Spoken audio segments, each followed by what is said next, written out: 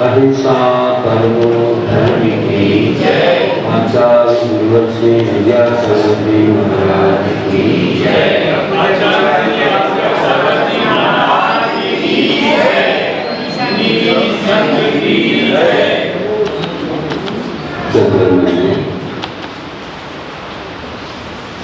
आत्मा को पावन बनाने के लिए ध्यान एक परम साधन है। सम्यक ध्यान, धर्म ध्यान और शुक्र ध्यान जो मोक्ष के कारण है,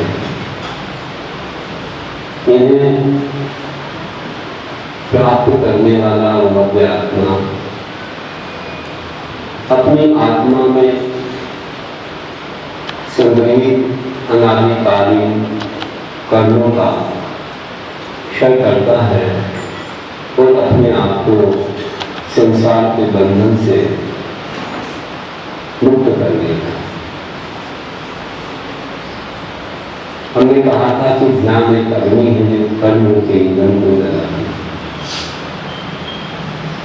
आज विश्व में ध्यान के बारे में बहुत शिविर और अनेक कार्यक्रमों से लोगों का मन आकर्षित किया जा रहा है। ध्यान की जरूरत आज समझी जा रही है क्योंकि लोगों को इससे शांति का अनुभव होता है। सुख शांति का अनुभव ध्यान के माध्यम से होता है।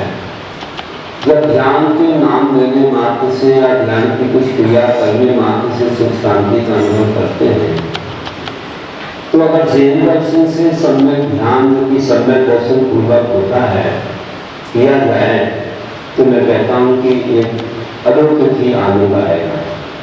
लेकिन अभी लोग सही ढंग से परिचित नहीं है, केवल ध्यान शब्द से परिचित है, थोड़ी बहुत योग मुद्रा से परिचित है, थोड़े बहुत मन को कहीं रमाते हैं, लेकिन जिस प्रक्रिया से जैन दर्शन में बताया है और उस प्रक्रिया से अगर कर ले तो और भी विशेष शांति सुख होगा। आज बहुत से ध्यान कराए जाते हैं, शिविर रखते हैं, मेडिटेशन की शिविर बोलते हैं, रखते हैं, लेकिन हम कहते हैं कि ये ध्यान जो मेडिटेशन है ये तो एक मेडिसिन है। ध्यान से रिलैक्स मिलता है। हम कहते हैं ध्यान मेडिटेशन और मेडिसिन जो कि हमको रिलैक्स देती है, स्वस्थ करती है। आत्मा और शरीर दोनों ही स्वस्थ होते हैं। ध्यान के माध्यम से। तो ऐसे मेडिसिन को हम जरूर सेवन करें, जरूर उस मेडिसिन को मेडिटेशन के रूप में प्रतिदिन कम से कम एक बार सामान्य स्वाभाविक करें। मुनि लोग तो 3 बार करते थे, 3 बार वे सामायिक के रूप में करते थे। और वैसे तो दिन भर ही उनका धर्म ध्यान ही है और काय शरीर तो जब अपने कोई अनुष्ठान करते हैं तो करते ही हैं, लेकिन वे कम से कम 1 घंटा 3 बार प्रातः मध्याह्न सायंकाल में ध्यान करते हैं। तो ध्यान के लिए व्रत क्षेत्र काल भाव की आवश्यकता है। जिस ध्यान को हम करना चाहते हैं, अनादिकाल से आपने ध्यान किया है, इसको क्या है, ये तो होता ही रहता है, किसी भी जगह हो रहा है।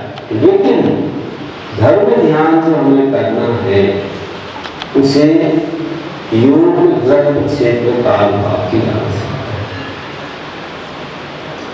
कोई भी कार्य बिना व्रत क्षेत्र काल भाव के नहीं होता है।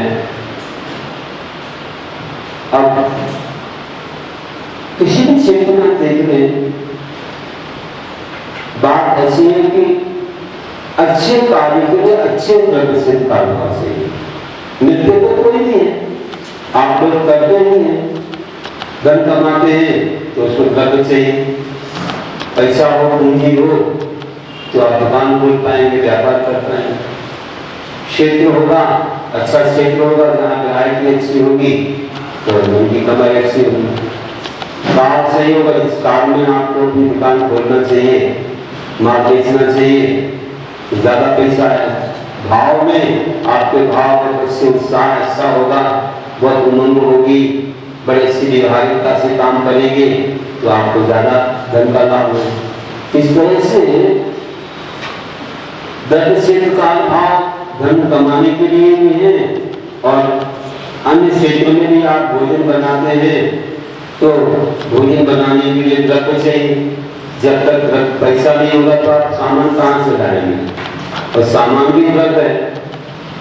प्रशिक्षण चाहिए, जहाँ रसोई बनाई जाएगी अच्छा सूर्य प्रकाश हो, हवा हो, जीव जंतु से रहित स्थान हो, तो वह भी क्षेत्र हुआ। कार कौन सा हो, दिन में बनाना है, गति में सुबह सूर्य से पहर पर 1 बार आहार जो है आप बनाते हो, खाते हो। 3 घड़ी का प्रमाण होता है, 3 घड़ी 24 मिनट की एक घड़ी होती है, तो 3 घड़ी का प्रमाण काल निकल जाए फिर भोजन की प्रक्रिया शुरू होती है, खाना पीना आदि। और शाम को 3 घड़ी पहले सूर्यास्त के 3 घड़ी पहले भोजन संपूर्ण हो जाता है, उसके बाद भोजन नहीं किया जाता।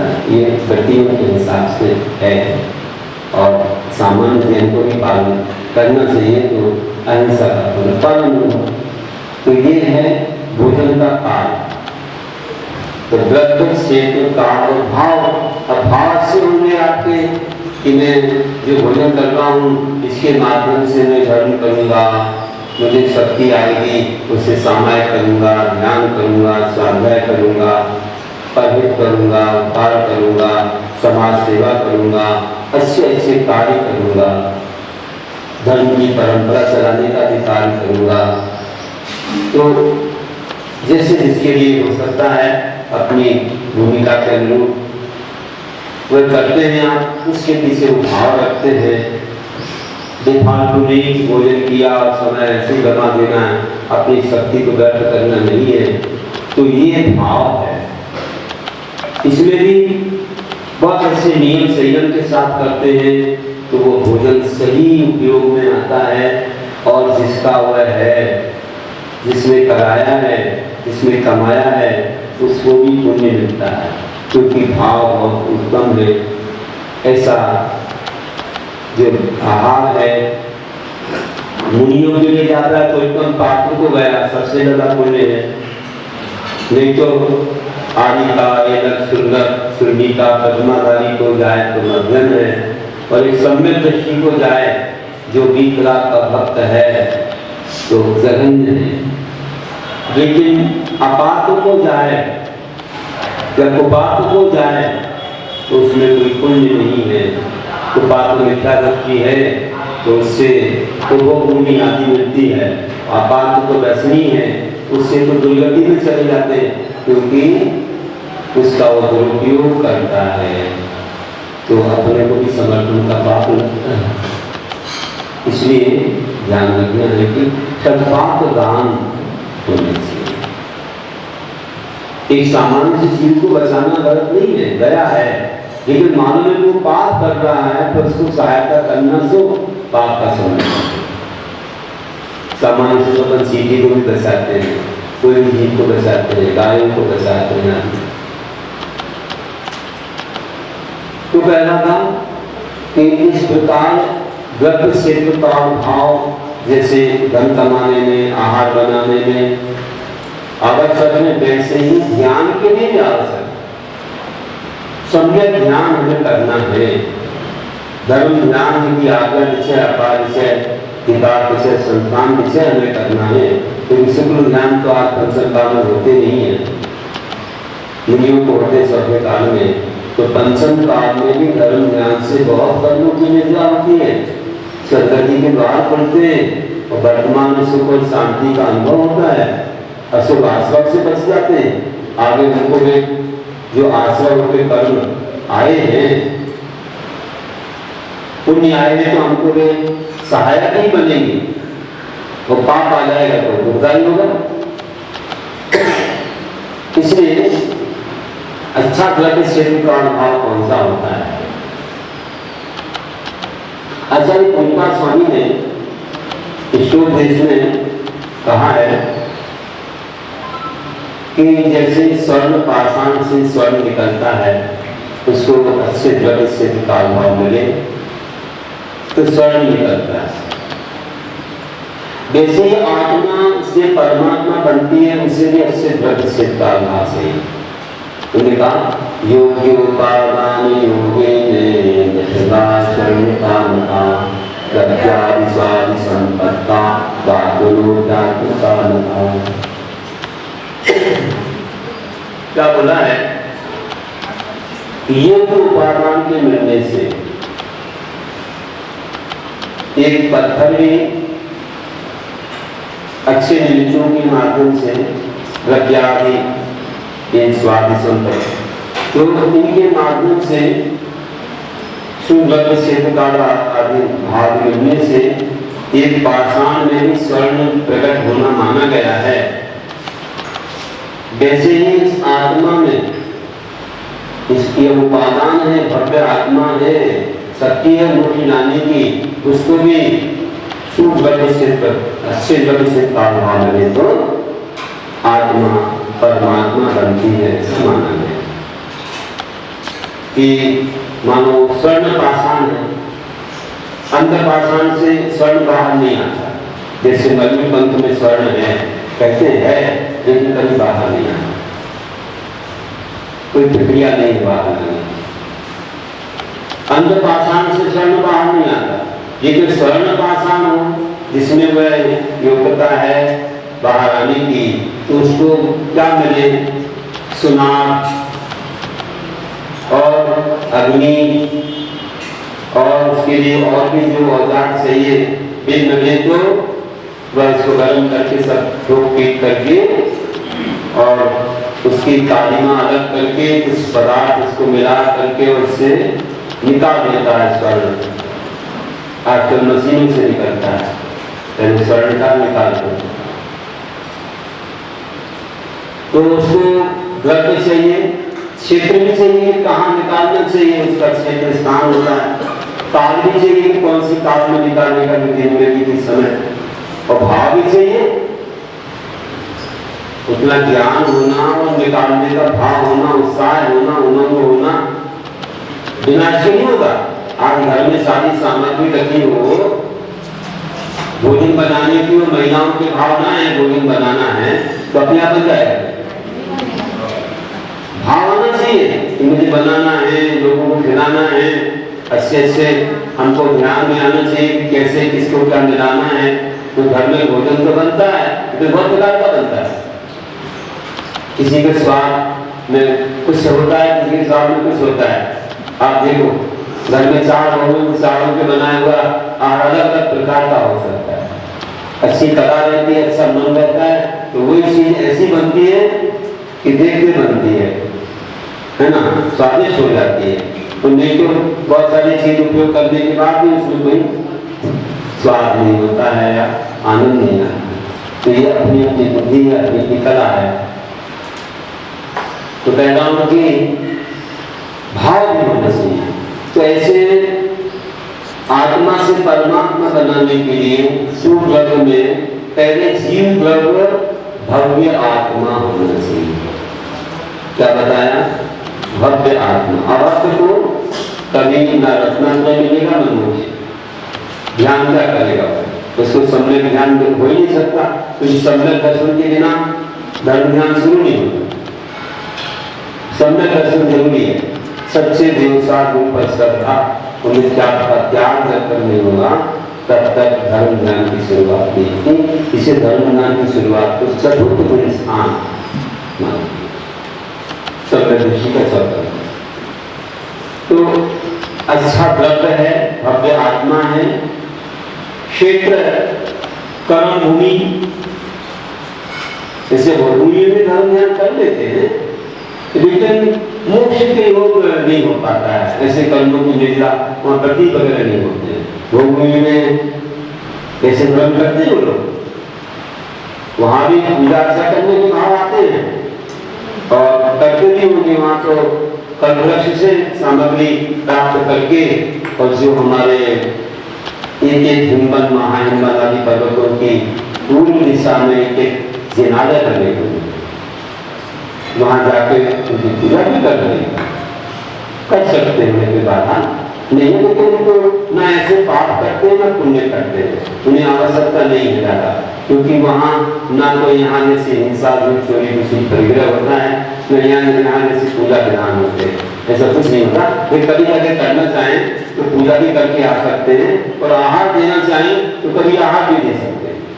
तो दिया है हमने आगम में रेफरेंस दिया पुराण में, मैंने आगम नियोग में लिखा है कि दो भूमि में कदाचित आहार मुनियों का हो सकता है। कोई महाराज जी आकाश मार्ग से आ रहे और किसी भक्त्यात्मा के भाव आ गए और वे स्वामी मुझको बोला, उसको याद आ गई अगरबत्ती, महाराज जी का कोई पूर्वस्था का ऐसा कुछ हाँ आ गए, तो कल वृक्ष से सब सामग्रियां मिल जाती हैं, आपको जो चाहिए सब मिल जाती है। थोड़ी सी आपको आग चाहिए तो आग भी जो कराएंगे आपको भी देनी, प्राश्चित भी कर लो और दे दो। आप पहले से तैयारी कर ली, महाराज जी आए और उनको नमस्ते किया, नवरात्रि कर ली। तो यहाँ मतलब हमने जो रेफरेंस देखा है कि भोगभूमि में कदाचित मुनियों का आहार भी हो सकता है, ये सब मिला हमको लिखा हुआ, तो हमने प्रमाण दे दिया कि कहाँ पर किस तरह से लिखा हुआ है कि आगम अनुयोग में एक ही रेफरेंस मिला है मुझे, ज्यादा नहीं, एक ही जगह मिला है। तो ये विशेष बात गई। ये तो अभी तक सुनते थे भोगभूमि में कहाँ पूजा, क्योंकि वहाँ के लोग कर सकते हैं, लेकिन तो आवश्यक इसलिए नहीं है क्योंकि हमारे जैसे हिंसा वहां नहीं होती है। जहां लोग कृषि व्यापार आदि हिंसा करते हैं तरह तरह से होती है। अब वहां तो जो चाहिए सुपर वृक्ष से मिल गया, तो आपको ना कृषि करना ना व्यापार करना, झूठ बोलना नहीं। यहाँ लोग झूठ बोलते हैं, उसका कुछ बताते हैं काम या कभी कुछ भी करते हैं माया सारे, तो झूठ बोलते हैं। वहां तो जब चाहिए तब नहीं होता है कि झूठ बोलेंगे, कल करते हैं स्वीकार में, तो झूठ बोलने की आवश्यकता नहीं। चोरी नहीं करना, तो जितना चाहिए उतना दे लो, तो ज्यादा रखते ही नहीं कि जब चाहिए तब ले लो, तो किसी की वस्तु उठाना नहीं है, फिर कल से मिल जाता। अब ऐसा तो नहीं किसी परिस्थिति के प्रति भाव भूले आए, क्योंकि जोड़े के साथ पैदा होते, जोड़े के साथ सटे जाते हैं, वही जोड़ा रहता है जीवन भर। उनकी स्थिति अलग है, वहाँ की व्यवस्था अलग है। और हाँ, और परिग्रह नहीं करना है, क्योंकि परिग्रह जितना जब चाहिए उतना मिल जाता है, इकट्ठे करने की आवश्यकता नहीं है। अब मात्र जो उनके राग देश होता है, जितना मिला है उसी में जो उनको राग हो रहा है, जो उससे बराबर मोह हो रहा है, उससे आश्रय तो होता है। आश्रय तो मनुष्य का क्रिया से होता ही रहता है। काम मना कर्म होगा, सांस हो नहीं। लेकिन यहाँ ऐसा नहीं होता है। यहाँ व्यक्ति 5 पाप करता है, विशेष कथाएं करता है, तो विशेष पुण्य नहीं करना पड़ता है। पूजा अर्चा, अभिषेक, दान और बहुत सारी तपस्या ना, वहाँ ऐसा पाप होता है कि ज्यादा कुछ करना पड़े, क्योंकि सभी वहाँ के जीव नियम है। भूमि से मरण करके सब देव गति को ही प्राप्त होते हैं और किसी गति में नहीं जाते। नियम है। तो विद्यादर्शी होंगे, वे भवनोत्तक में जाएंगे, तो सब में दृष्टि वैमानिक देव बनेंगे और कोई गति वहां से नहीं होती है। ऐसा नियम है। क्यों नहीं होती है? आप समझ जाओ कि ऐसे पाप वहां नहीं होते। ऐसा धर्म भी उन्हें नहीं करना पड़ता कि पूजा अर्चा नहीं, लेकिन करना चाहे तो कर सकते हैं, मना भी नहीं है। जीवन भर लोग भोगते रहते हैं, लेकिन ऐसे नहीं भोगते हैं कि ऐसा ज्यादा कर्मों का बंदों के नीचे चले जाए। सीना झपटी वाली बात, उन्होंने गाँव भैंसे वाली बात हो, मन में कसाई रहती है। उन्होंने कहा कि इस तरह से वहाँ का जीवन अलग है, भूमि का जीवन, तो वहाँ भी धर्म ध्यान होता है और यहाँ भी धर्म ध्यान होता है। तो हम लोग जो धर्म ध्यान करते हैं वह धर्म ध्यान हमारे पास योग्य उपादान है, हम भव्य हैं, तो हम जब भव्यत्व के साथ क्षेत्र भी पाते हैं, द्रव्य पा लिया, भव्य क्षेत्र है कर्म भूमि, और भूमि से क्योंकि वहाँ धर्म ध्यान तो हो सकता है, वहाँ भी संवेदनशील होते हैं, लेकिन यहाँ जैसी अवस्था आदि के रूप में नहीं होती है।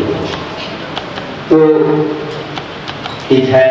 और क्षेत्र हो गया, काल में चौथा काल या पंचम काल हो, धर्म ध्यान होता है, भूमि में भी धर्म ध्यान होता है, लेकिन मोक्ष के लिए जो धर्म ध्यान हमें चाहिए है वह ऐसे काल में होता है जहाँ पर मुनि बन करके भी धर्म ध्यान होता है, बटी बन करके भी धर्म ध्यान होता है। उसको कर्म मुनि चाहिए तो वह चौथा पंचम काल में है, उसकी योग है। मोक्ष के योग को चौथा काल में है। और भाव, धर्म ध्यान के लिए भाव चाहिए। जब हम भाव से इस प्रकार की अपनी भावनाएं लाते हैं कि मुझे कर्मों की निद्रा करना है, मुझे पापाचार से बचना है, मुझे आत्मिक शांति चाहिए, मुझे पंचम जी की विषय का साधन से बच करके एक अलग ही आनंद चाहिए, क्योंकि कहा गया आत्म के अहित विषय कसाय इनमें मेरी परिणति बन जाए, या कहा गया आत्मानुष्ठान निश्चय से व्यवहार बनी सुते जाते परमानंदा पश्चित योगी योगी।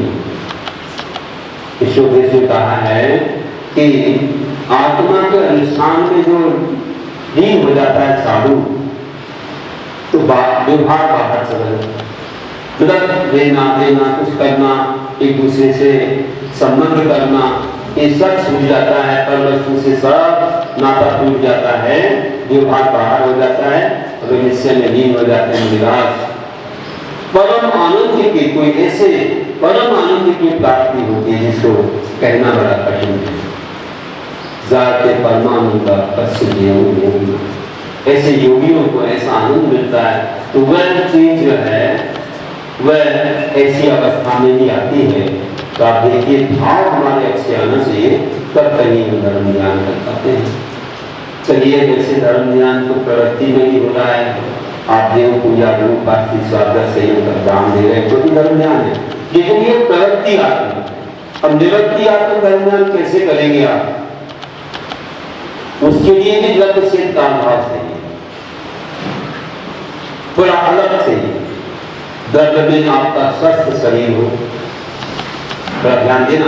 अब हम ऊपर की बात कर रहे हैं, जो ध्यान आपको आसन आदि में किया जाता है, जो सब प्रकार की क्रिया से दूर होकर किया जाता है, उसको आपको द्रव्य चाहिए, तो इस शरीर को चाहिए है जो कि हमारा ये औदारिक शरीर है, और इससे आप ध्यान करते हो, मनुष्य हो बहुत अच्छे से ध्यान कर सकते हो, वैसे चारों व्यक्ति में धर्म ध्यान हो सकता है। लेकिन जो निवृत्ति आत्म सामायिक आदि के रूप में करते हैं मनुष्य लोग, उनका शरीर स्वस्थ हो, एक व्रत हुआ, आप आसन में बैठे, खड्डासन, पद्मासन, वीरासन, सिद्धासन, वज्रासन आदि आसन है, ये भी व्रत है। और आपका मन अच्छा लगे इसलिए आहार भी व्रत है। जैसा खावे अन्न वैसा हो गए मन, जैसा पिए पानी वैसे। तो आपका आहार भी एक व्रत है, वह अच्छा होगा तो शरीर ही स्वस्थ रहेगा, नहीं तो शरीर भी अस्वस्थ हो जाए। क्योंकि सात्विक, तामसिक, तामसिक 3 प्रकार के आहार होते हैं। और सात्विक आहार करोगे शरीर स्वस्थ रहेगा, राजसिक करोगे ज्यादा पकवान वगैरह खाओगे, खोवा मेवा आदि, तो आपके मन में बहर भाव आएगा, प्रमाद आएगा, बुरे परिणाम भी हो सकते हैं। इसलिए कभी कदा से खा लिया, लेकिन रोज खाने वाले व्यक्ति ध्यान नहीं कर पाएंगे। इसलिए हमारे यहाँ कहा कि सात्विक आहार जो आप दाल, रोटी, सब्जी, चावल आदि, दूध आदि देते हैं, सात्विक। और तामसिक आहार के जो आमिष वगैरह है, मांस, अंडा, मछली आदि जो भी है, और भी कई ऐसे जो नशीले पदार्थ हैं, तम्बाकू, गुटखा, अफीम, सरस आदि आदि, ये सब शराब, नीमक आदि, ये सब तामसिक है। इनसे कभी ध्यान नहीं होता, इनसे मन हमारा एकाग्र नहीं होता, विक्षिप्त हो जाए, शुद्ध हो जाए, लेकिन एकाग्र नहीं होता। इसलिए सात्विक इस सब व्रत में आता है। आसन में बैठना है, मुद्राएं आती हैं कई प्रकार की, नासादृष्टि मुद्रा है ना, कह दिया कि मन को कंट्रोल करने के लिए कोई ज्ञान मुद्रा, ध्यान मुद्रा आदि करते हैं। और ये ध्यान मुद्रा हमारी तीर्थंकरों के समान, अरुणों की मुद्रा, हमारे परमेश्वर की मुद्रा है ना। कोई खड्गासन में भी है, बाहुबली भगवान के समान मुद्रा है। तो नासा दृष्टि रखना है, प्रसन्न मुद्रा रखना है, नासा को नहीं देखना है, नासा के सीध में सामने देखना। नासा को देखोगे तो आंखों की सी होगी, दर्द हो जाएगा, सामने देखो, ना ऊपर ज्यादा राग है और ना आप नीचे, ना नीचे होकर प्रमाद आ जाएगा, है ना। ऐसा लग रहा है कि जैसे द्वेष जैसा लग रहा है कि आपको देखा नहीं जा रहा है, और ज्यादा लामा देख रहे हो तो फिर आपको राग हो रहा है। और बीच में है तो नासा की सीध में सामने हमारे भगवान की दृष्टि देखती है। नासा को देखने में तो आपको किसी में दर्द होगा, वैसा नहीं करेंगे। नासा दृष्टि से आते सामने, सामने नासा की सीध में। एक तो गलत है, आप सुन के जाओ, ज्यादा बोलो ना, तुमको बता दे रहे, आपको समझ में आ गया ना। बस गलतियां बहुत करते हैं लोग, तो अर्थ समझो उस शब्द का क्या होता है। तो नासा की दृष्टि कर, नासा की सीध में हमारे भगवान की कहा है, तो भगवान आते हैं और ना देखने का भगवान सामने दृष्टि। इसमें ना राग है, न द्वेष है, ना कोई तकलीफ है, ना कोई इस प्रकार की बाधा है। और श्वास भी जो है आराम से जो चल रही है उसी में ध्यान करना है, न कि जोर जोर से लेना है। योगा में ऐसे झोंकने से झोंकने लग जाते हैं, रोकने से कुछ नहीं करना है। अपन स्वस्थ रूप में बैठे और सीधे अपने रीढ़ को सीधा करें, मुख को बिल्कुल सीधा रखें, नासा दृष्टि हो, प्रसन्न मुद्रा हो, और जो श्वास चल रही है जैसे अंदर जा रही है तो पेट फूलेगा, बाहर आए तो थोड़ा सा अंदर जाएगा।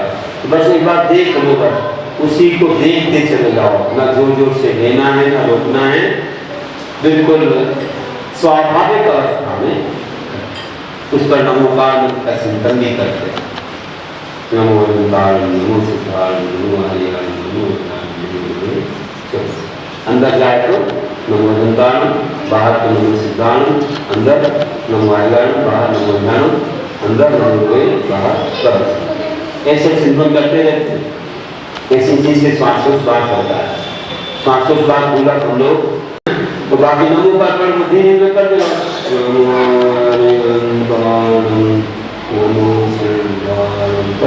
बहुत देर लगा दो लगाते रहो उसमें क्या है या लय से पढ़ना हो नमो नमो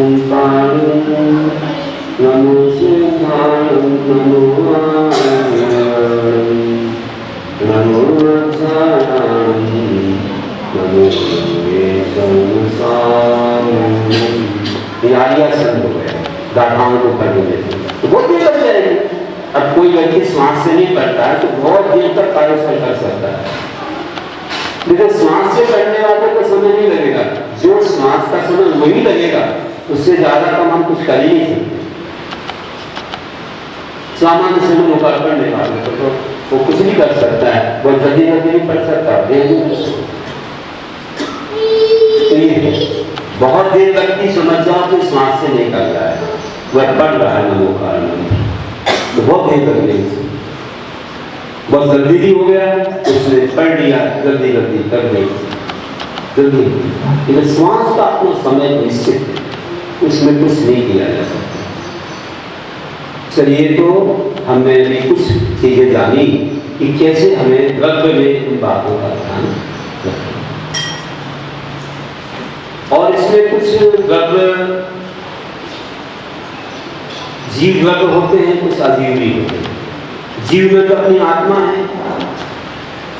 स्वयं आधार द्रव्य है, आत्मा के आधार से ध्यान होगा, और एक ध्याता द्रव्य, ध्याता द्रव्य हमारी आत्मा ही है, हम ही ध्यान कर रहे हैं, क्या समझेगा? आधार द्रव्य आत्मा जीव में, ध्याता द्रव्य आत्मा ध्यान करने वाला, और ध्येय द्रव्य जिसका ध्यान किया जा रहा है, ये पंचकर्मी है, देवी जीव, तीन हो गए, ये हो गए जीव द्रव्य। अब अजीव द्रव्य में शरीर, आसन, आह, ये अजीव। अब निमित्त द्रव्य, अब बल के निमित्त से ध्यान करते हैं, तो हमने क्या आलम्बन बनाया हमने, जैसे कोई चीज अपन ने आलम्बन बनाई कि प्रतिमा है, कि हमने कोई शास्त्र है, कि हमने और भी किसी का ध्यान जो कि हमारे लिए आलम्बन स्वरूप हो रहा है, तो वह अजीब भी हो सकता है। हमने या सत्य तत्व षड्गम्य आदि को ध्यान का आलम्बन, तीन लोग को अपना आलम्बन बनाए, तीन लोग का पूरा जो चिंतन है, तीन लोग का जो चिंतन है उसको हमने आधार बनाया कि कहाँ पर क्या क्या होते हैं, संतान विषय में आएगा। इस तरह से ये करने से क्या होता है कि हमारा मन एकाग्र, इस प्रकार का ध्यान हमें करना चाहिए। अब हम चलते हैं द्रव्य के बाद क्षेत्र पर चलते हैं। द्रव्य के बाद कहाँ चल रहे हैं? क्षेत्र। पूरे अच्छे ध्यान से सुन लो ना, इसी को हमने सम्यक ध्यान शतक में भी लिखा है, पद में लिखा है। द्रव्य लगभग हो गया मोटे मोटे रूप से, संक्षेप में बता रहा हूं। फिर चलिए क्षेत्र। तो धर्म ध्यान करने के क्षेत्र कौन सा होना चाहिए? एकांत स्थान होना चाहिए। आचार्य सुमंगल स्वामी ने लिखा है कि एकांते सामयिकम निर्वाचेते बने सुवासु सूचा चैत्यालयेषु वासुचा परिसेतव्यं कुसंति। ध्यान का क्षेत्र एकांत हो, जहां कोई ना हो, कोई ना हो, ना स्त्री ना पुरुष ना नपुंसक ना कोई भी ना हो, कोई घरेलू काम, कोई पंचेंद्रिय के विषय कुछ ना हो, वह क्षेत्र योग है। या कोई हो तो अपने जैसा ध्यान करने वाला हो सकता है, हमारे समान ही कर रहा है, कोई डिस्टर्बेंस नहीं है तो हो सकता है, अथवा कोई ना हो तो सबसे होता है, बिल्कुल एकांत है। मन यहाँ वहां ना जाए कि कौन क्या कर रहा है, कहाँ आवाज आ रही है, क्या हो रहा है, कहीं पर भी मन अपना नहीं जाएगा। ये व्याक्षेप जागृत मतलब मन में जो विकल्प आते हैं, जो बाधाएं होती हैं, वो नहीं होती। एकांत समय पर निर्यात से वनेषु वास्तु सूचा, वन जंगल हो, वास्तु मतलब खाली घर हो, या चैत्यालयेषु वाटिका, अंत में चैत्यालय। चैत्यालय में कई क्रियाएं होती रहती है, इसलिए एक बाधा हो जाती है, इसको अंत में रखा है। पहले जंगल रखा है, उसका वास्तु खाली स्थान रखा है, कोई भी धर्मशाला आदि हो सकती है, या अंत में जिनालय। जिनालय को अंत इसलिए रखा है, जिनालय में पूजा अर्चा अनुष्ठान कई चीजें होती है। तो ऐसा स्थान हो एकांत, वहां पर एकांत समय पर निर्वात क्षेत्र बिना निर्वात क्षेत्र बने शिवास सूचा चैत्यालय शिवापी से परिचय पर प्रसन्न दिया। प्रसन्न थी मतलब बुद्धि, प्रसन्न बुद्धि के साथ ज्ञान को बढ़ाना चाहिए। ये आचार्य समंत स्वामी ने आज से 2000 वर्ष पहले रत्न कलंदर में लिखा है। ये क्षेत्र का वर्णन, तो बड़े बड़े अच्छे वर्णन और भी हैं, ज्ञानार्णव में भी बहुत वर्णन विस्तार से, लेकिन ये संक्षेप में बताया इसमें सब कुछ है। जंगलों में क्यों जाते थे महाराज जी, क्यों हमारे तीर्थंकर हमारे अरुण सब बड़े बड़े मुनि सब जंगलों में गए? आज हम लोग भी रहते हैं जंगलों में, कई क्षेत्रों पर रहते हैं, लेकिन हमेशा नहीं रह पाते हैं, क्योंकि आज की शक्ति वैसी नहीं है, इतनी शरीर शक्ति नहीं कि महीनों वर्ष उपवास करके वहाँ रह सके, तो फिर जाने आने में समय चला जाता है। इसलिए ऑफिस में शरीर की परीक्षों में सहने की शक्ति पेंशन काल में। इस प्रकार हम लोग धर्म ज्ञान के लिए धर्मशाला आदि में अपना काम ढूंढ लेते हैं। और देखिए कि जहाँ टीवी वगैरह चल रहा है, रसोई बन रही है, तो मन तो जाएगा नहीं जाएगा? टीवी की आवाज आएगी तो मन नहीं विचलित होगा। कोई क्या कर रहा है, उठा रहा है, रख रहा है, तो मन जाएगा कौन क्या कर रहा है। घर में कोई चीज बन रही हो तो मन नहीं जाएगा। मान लो चलो पराठा बन रहा है, पराठे की तो गंध अपने आप आ जाती है, तो जो तुमने ऐसा सा किया और वहां पहुंच गई, हाँ बन रहा पराठा, हलवा बन रहा तो आ जाता है। ऐसी कुछ चीजें हैं जो अपने आप उनकी गंध छोंक लगा दो तो अपने आप समझ में आएगा, पूरी बन रही हो तो आ जाती है। तो परिचित हो तो मन भर जाता है। इसलिए हम वहां ना करें, उससे दूर होना चाहिए, तब अच्छा मन लगा। अब मंदिर में ना बैठे हो तो घर और मंदिर में बहुत कुछ अंतर हो जाता है। घर में मानो कोई व्यक्ति एक कदम भी रखता है ना, कौन आया, फिर वस्तु उठाई, क्या उठाया। अब मंदिर में कितने लोग आ रहे हैं जा रहे हैं, आपको मतलब नहीं, क्योंकि मंदिर है, तो सब आएंगे जाएंगे, कौन क्या उठाया हमारी कदे नहीं, चाहे कुछ भी होता है कुछ भी ले जाए, कमेटी वाले जाने, अध्यक्ष को जाने, अध्यक्ष जाने, उनकी जिम्मेदारी, महामंत्री जाने, उनकी जिम्मेदारी, हमको फ्री है, आपको चिंता नहीं है, उनको चिंता है। अरे मंदिर में तो सबके लिए है ना, वस्तु उठा रहे, रख रहे, कर रहे, ऐसे कुछ नहीं करता कोई व्यक्ति की जो घर ले जाए या कुछ ऐसा करे, ऐसा कोई नहीं करता है। करे तो फिर तो आप कैमरे लगे, चोरियां भी होती है, लोग क्या कर सकते हैं। लेकिन जिम्मेदारी ज्यादा आपकी नहीं है करके आपका मन लग जाता है थोड़ा बहुत। घर की अपेक्षा मंदिर अच्छा है, उससे भी अच्छा खाली स्थान धर्मशाला अच्छी है, उससे भी अच्छा जंगल अच्छा। जंगल में कोई बात नहीं, तो ऐसे बताते हैं। अब हम चलते हैं काल के, काल कैसा होना चाहिए जब हम ध्यान करेंगे, तो काल कैसा। काल संधि काल, संध्या काल, सुषुम्ना योग इसमें चल रहा है। अब देखिए संधि काल कौन सा आता है, प्रातः रात जाने का और दिन आने का, ये बीच का काल संधि का, उसी को संध्या काल, 3 संध्या होती है। और मध्याह्न में दिन, अब सूर्य पूर्व से पश्चिम की ओर बढ़ता है, बीच का काल, ये भी संधि काल, करीब 12 बजे। सुबह को 5-6 बजे का काल है, ये 12 बजे का काल है करीब, और शाम को कुछ 6-7 बजे का काल है। तो सूर्य अब दिन से अस्त हो रहा है, रात्रि में, और रात्रि आ गई, सूर्यास्त हो रहा है, वो भी संधि काल। जैसे 4 संधि काल होते हैं, रात के 12 बजे भी होता है, लेकिन उस समय आवश्यक नहीं बताया, क्योंकि विश्राम भी आवश्यक। क्योंकि समुद्र में 4 बार भगवान की वाणी होती है, 4 बार, सुबह, दोपहर, शाम और रात्रि 12 बजे भगवान की वाणी होती। तो उन्होंने भगवान बोलते हैं रात में, भगवान को थोड़ी बोलना पड़ता है। तो सर्वांग से कितनी वाणी, कितनी है, 4 बार कितनी 2 घंटा 24 मिनट तक चलती है, 4 बार 2 घंटा 24 मिनट तक वाणी कितनी होती है। हम आपको 2 घंटा 24 मिनट प्रवचन देंगे कि तुमको लगेगा भगवान क्या हो रहा है, दूसरा भी तो काम करना है। लेकिन जब मन लग जाता है 2 घंटा 24 मिनट कैसे हो जाते हैं मालूम ही नहीं पड़ता। कभी कभी ऐसा विषय आ जाता है कि व्यक्ति को ये मालूम नहीं पड़ता कि कितने बज गए।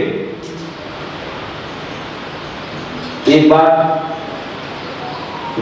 इंदौर गोयल नगर में मेरा प्रवचन हुआ, सम्यक दर्शन पर 3 घंटे हुए, 3 घंटे 3 घंटे तक प्रवचन चला और कोई जुड़ा नहीं।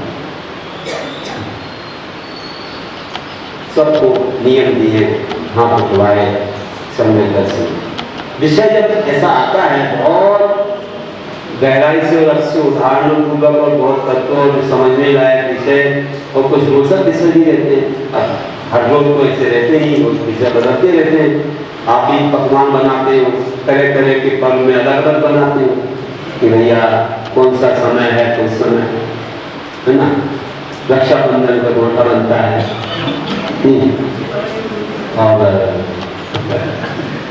और शकल संक्रांति आदि लड्डू बनते हैं ना। अलग अलग पर्व दिन है ना, कौन से पर्व में क्या बनाना है। तो आप ऐसे ही हमारा है, जैसे कभी कथाएं, कभी तर्क, कभी सिद्धांत, तो कभी कोई और चीज, संवेदनशील ज्ञान आदि विषय बदलते रहते हैं। और उसके अनुसार जिनको जैसा विषय रुचि है, वो कई बार हमारा लहजा ही बदल जाता है। सामने वाले को देख कर या वातावरण से कोई ऐसा विषय प्रस्तुत हो जाए तो अपने आप वो कहीं का कहीं कुछ हो जाता है। हम तो डायरेक्ट सोच कर नहीं आते, हम तो यहाँ बैठते हैं और अपने आप शुरू हो जाते हैं। तुम्हारी भूख के अनुसार अपने आप हो जाता है। घर में जब भूख लगती है तो महिलाओं के हाथ अपने आप चलते हैं, अच्छी अच्छी चीजें आपको मिलने लगती नहीं मिलती है ना। हाँ, तो बस ऐसी हमारी भी रसोई है, तरह तरह की होती रहती है। चलिए भोजन जरूर हम एक सामान देते हैं, हमारे ऊपर त्याग है समझ लेकिन तुम लोग ऐसा संदान देते रहते हैं। चलिए बस अंत है, संक्षेप में फिर कह रहा हूँ कि चलिए द्रव्य क्षेत्र काल पर आए थे। ये काल है, अच्छा इसको और समझ लो कि ये ही काल क्यों है। संधि काल में क्या होता है, देख बहुत विशेषता है, देख लेना। संधि काल जैसे हम लोग उपवास करते हैं, एकादशी करते हैं, अष्टमी चतुर्दशी आती है, इनका क्या महत्व है। ये संधि तिथियां हैं कि चतुर्दशी है 1 महीने का बीच का काल, कि कृष्ण पक्ष शुक्ल पक्ष बदलता है, इसमें ग्रहों की मध्यम स्थिति रहती है। अष्टमी एक पक्ष का बीच का काल, इसमें भी ग्रहों की स्थिति बदलती है। उस समय कुछ अवस्था हमारी शरीर की अलग होती है। उस समय अगर एकादशी उपवास करो आनंद भी बहुत है, और नहीं करें तो बाधा भी है। इसलिए इन दिनों में आपको करना चाहिए, जिससे शरीर अपना विकसित रहता है, उसका मेंटेनेंस सही चलता है। अनावश्यक तत्व हमारे अंदर संगीत नहीं होते हैं और हम स्वस्थ रहते हैं। अगर गारंटी से कहा जाए कि हमारे आचार्यों ने जो बताया है उस विधि से कोई अपना जीवन चलाए तो कभी वो डॉक्टर के पास नहीं जाएगा। तो पूर्व का कोई विशेष कर्मोदय आय तो अलग है, लेकिन उसके खाने पीने की असावधानी नहीं हो पाएगी। 15 दिन में उपवास करना चाहिए, तो महात्मा गांधी जी कहते हैं। जो एक्स्ट्रा हो गया है अपने शरीर में तब तो जो अनेक प्रकार के ऐसे व्यर्थ चीजें इकट्ठी हो गई हैं वो सब निकल जाती है, अजीब सजीव हो जाता है। अष्टमी तो करोगे और ज्यादा आपके लिए ध्यान अध्यात्म की प्राप्ति है। एक बार भोजन करोगे तो आपको बार बार विकल्प नहीं होंगे, तो आपका अध्यात्म बढ़ेगा और आपका बेफालतू समय नहीं जाएगा और आप ध्यान आदि के लिए अच्छे योग बनोगे। और अगर तुम सोचो कि रस्सी क्या करो, एक एक दिन की एक रस्सी रहती है ना, जिसके रस रहते हैं और इसके बाद एक हरीली रस्सी है। अगर एक एक दिन रस्सी से जो भोजन करे रस्सी त्याग करके, मैं मानता हूं कि वो व्यक्ति कभी अस्वस्थ नहीं होगा, क्योंकि कोई चीज ज्यादा हो ही नहीं पाएगी।